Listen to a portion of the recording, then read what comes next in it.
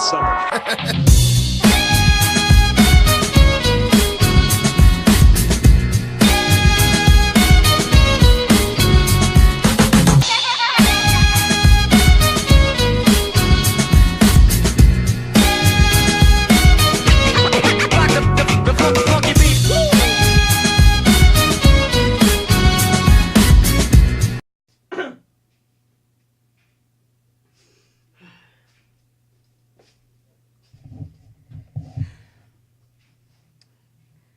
Hello, fellow watchers. You might be wondering, why do you have this on? I'm gonna be temporarily, just temporarily be a furry for a week. I had to say it, but it's pretty tempting. Pretty tempting. I've been wondering, I might want to be one. So I'm gonna be a furry for a week. Meow. You know what I'm saying? Today's video. Oh, how am I gonna put this on? I guess this will have to do. Yeah, but today's video we're gonna be looking up on YouTube how to fit in as a furry. Cause it's gonna be a long week. I'm not gonna lie. Okay, it's gonna be a long week. How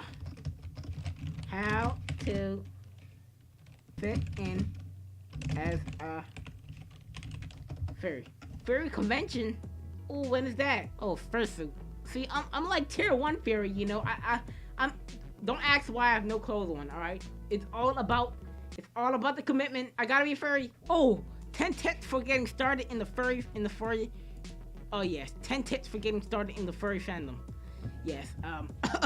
Guys, Ace of Hearts Fox here, and welcome to another Fursuit Friday. Hold up, it's a bit too loud. Hold up, let me fix the mic too. This man looks like a true genuine furry. I'm kind of jealous. I'm not even gonna lie. Damn.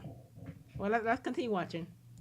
Video. So today's video is 10 tips for getting started in the furry fandom. Whether you're brand new or you've been a furry for a long time, hopefully these tips will give you some guidance on how to get more involved in the fandom. So let's get started. Tip number 1, make a fursona. I made a whole video talking about how I came up with my fursona, and I'll go ahead and link that in the description below. All you have to really know about fursonas off the bat is that they're an animal representation of yourself. They can have any kinds of physical features or personality traits as long as you feel they're representative of you, or it could be something that you really admire. Tip number 2, join furry social media. I'm a tiger. I am a tiger, as y'all can see clear as day. I'm fierce like a tiger. I can run as fast as a tiger, and I can roar like a tiger. Meow. That's how you be. That's how you. See, I think I have first step down. The first step is down. I got that. Got it. Okay. You know what I'm saying? Continue. Furries use the internet a lot. Oh yeah, social media. Since we're gonna be in for like a week, I gotta decide if I wanna pick one media platform, and I must join that furry section in that platform.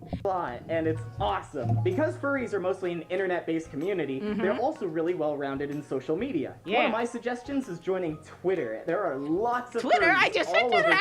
And there's also furry-specific social media, such as Furfinity and Furryabino. Not only...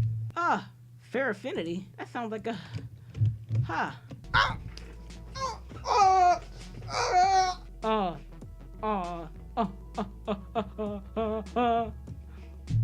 I like this already. Can I search up? Oh, search. Oh, tiger. Oh no. Wait, is that a...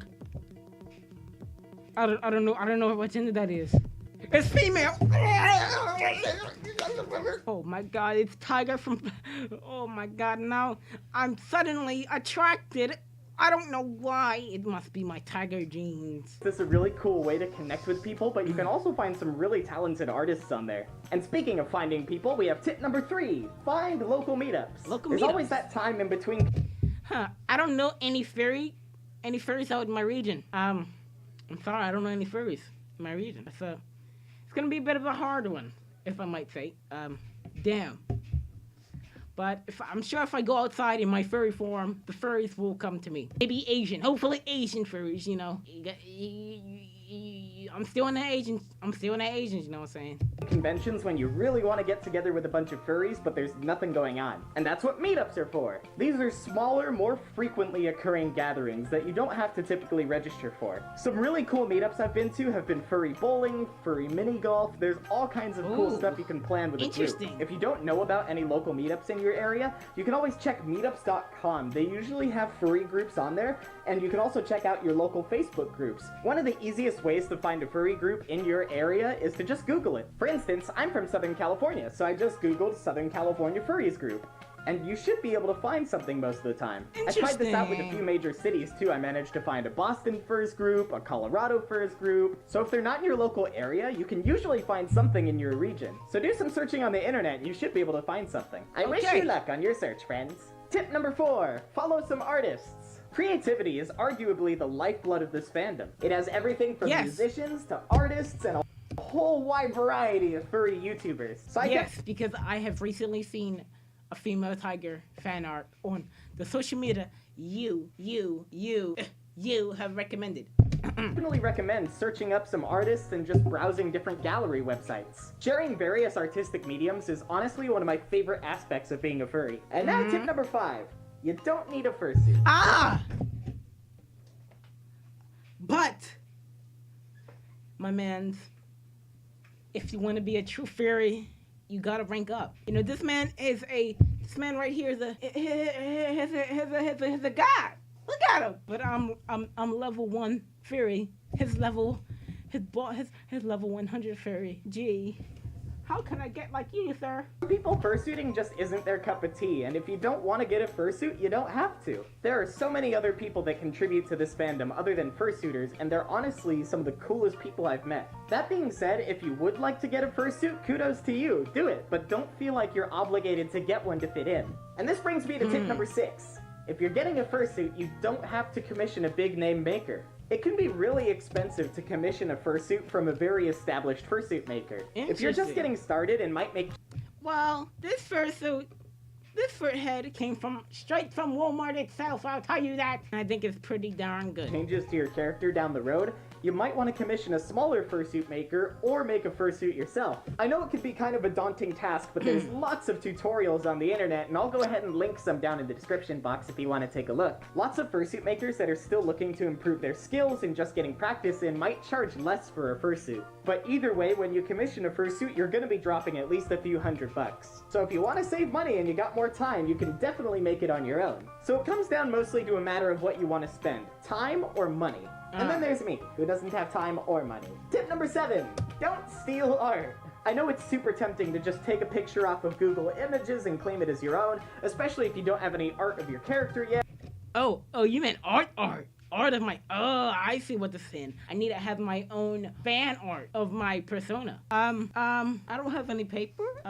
If I had some paper and like a pencil, you know, I would definitely draw some art, but we don't have to leave up on that for now. Yeah, or you haven't completely finished your persona, but you shouldn't use a picture that doesn't belong to you unless you consult the person that has the rights to it. So if it was a commission for someone, you might have to get in contact with the person that owns that character, or if it's just a random drawing, you'll have to get in touch with the artist. But that picture might have some deep personal meaning to the person that owns it, and it's wrong to take that from them. It would be like having someone else as your Facebook profile picture. They would look at it and be like, hey, that's me, and then you say, no, that's me. Kinda weird, right? So just make sure you have people's permission before you share their artwork. Which brings me to tip number 8. Always credit artists. I keep mentioning artists. So he seems to be so straightforward on the art of the furry community. So I'm guessing if I get a nice fan art, I can be a famous furry. You know what I'm saying? Stuff like that. But that's mostly because they're a cornerstone of our fandom. From photos to music to drawings, a lot of people put their creativity out there on the internet for us to enjoy. And those people deserve to have their names on the thing they worked really hard on. When you're sharing something online and after you've gotten permission from the person that owns it, make sure you credit them or tag them somehow. Most of the time that an artist allows you to share their content, they want to be linked or mentioned in that somehow. Respect the artists! But in all seriousness, just remember to give them those courtesies. Which brings me to tip number 9. Be respectful of fursuiters. Yes. If y'all think me being a furry is some bad, then you messed up because you must be respectful to all furries, all right? Not even just fursuiters, furries. Because if you're not, I'm gonna be. Oh, hold up, my fear is messed up. I gotta fix that. if you're not respectful to us furries, that is punishable by death. Frank, that I might say that I will only be a furry for a week. So yeah. It's gonna be one hell of a week. I gotta indulge in myself. What can I say? Just remember to take into consideration that there's a person underneath these costumes. They'll have their own comfort zones and boundaries, and as much as fursuiters love entertaining, that's just not some people's cup of tea. For more on that subject in particular, I did make a 10 tips video on interacting with fursuiters. I'll put a link in the description. And now, tip number 10. Don't take the fandom too seriously. Excuse me? You saying I can't be a true furry? This man doesn't know what he's talking about. This man does not know. He's not a true furry. I gotta call it out myself. He's not a true furry. It's really easy to get super passionate about a hobby, especially when you're just getting into it and you're getting all hyped about all these new things you're discovering. No, but I'm remember hyped. that it's a hobby, and hobbies are a thing to enjoy. And don't get me wrong, I understand that furry is super important to some people, myself included. But remember that at the end of the day, we're all here to have fun. So fun. This man thinks it's a joke. He's a joke, right? It's a joke, right? No. This ain't no joke, man. This ain't no joke. If you think this is a joke, you must be out of your mind. I'm a true furry. And if you got something to say to me, I might eat you, man. I'm gonna be down on your sister, on your grandmama, your granddad, okay? I'm a true furry. And for a week, oh, my nose. My nose, what happened to my nose? Now my sub feed is full of furry content. Oh boy. Well, guys, I think we can all establish that I am a furry for a week now. Yeah, so I'm gonna enjoy this experience. And if you doubt a furry, you doubt mankind, because a furry is your ancestor, and I am a furry, so technically I am God. Yes. So yeah. Thank y'all for watching this video of my introduction from my furry experiment. And I hope y'all have a good day. Make sure to like, subscribe, comment.